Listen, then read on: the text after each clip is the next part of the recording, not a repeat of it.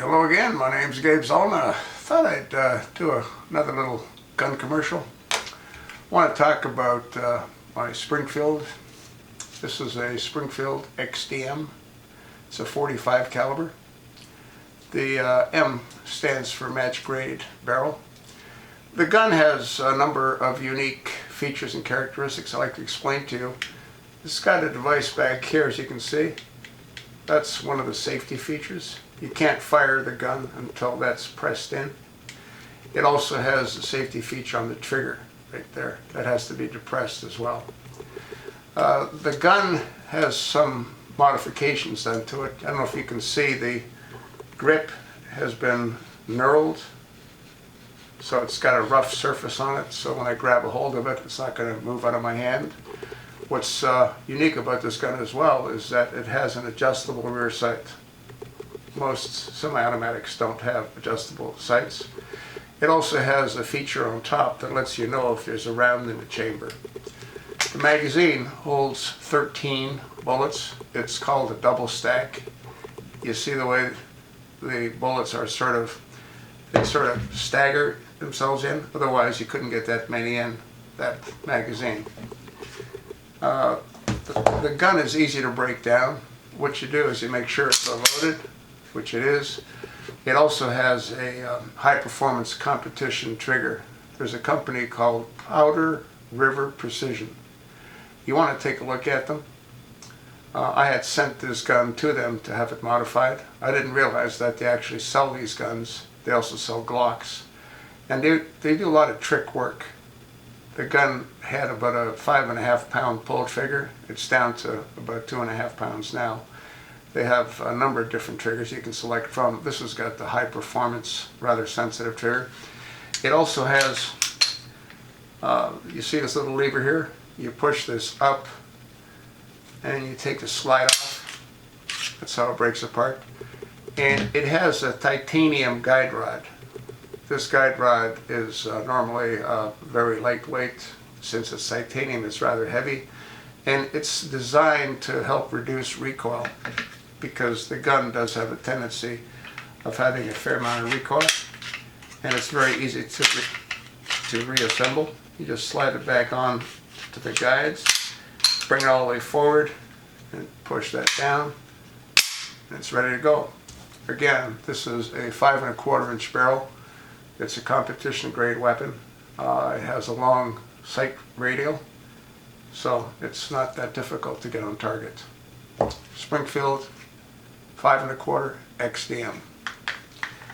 If you're interested in one of these guns, you might want to take a look again at Powder River Precision. It costs me $150 just to ship the gun in both directions. You can buy the gun from them already modified to your specifications, so you can save $150. I didn't think I know that they sold these guns. This is my Sig Sauer 45 model 220 stainless steel. This is my carry gun. It holds 8 rounds in a magazine, and you can have 1 in the chamber. Same as in the Springfield, you can also have 1 in the chamber. So in essence, it holds 14 rounds.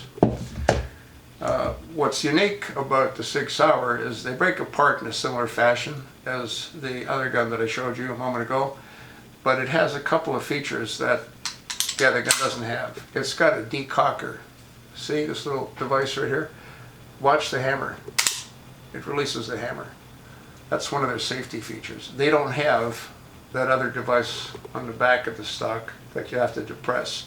So by decocking the gun, the only time it's going to fire is if you pull the trigger.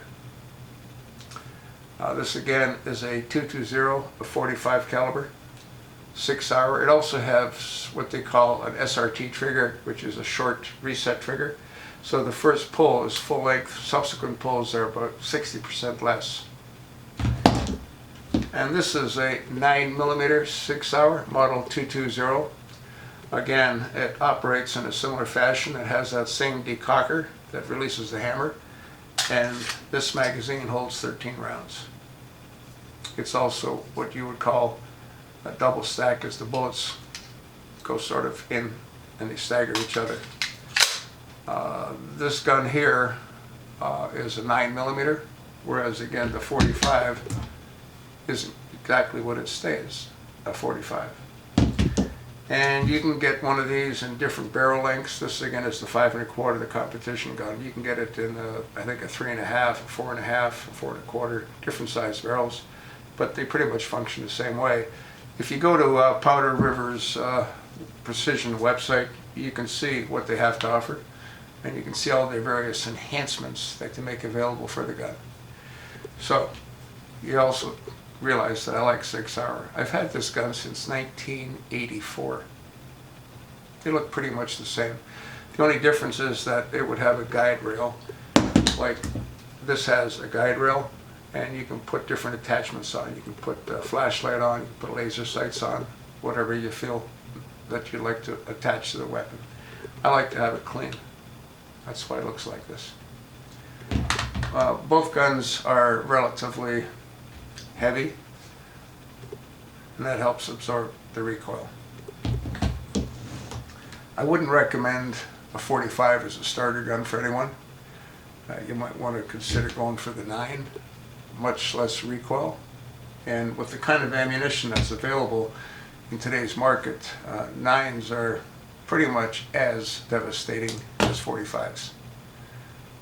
Either one will dispatch whatever needs to be dispatched. So, target shooting gun, self-defense gun.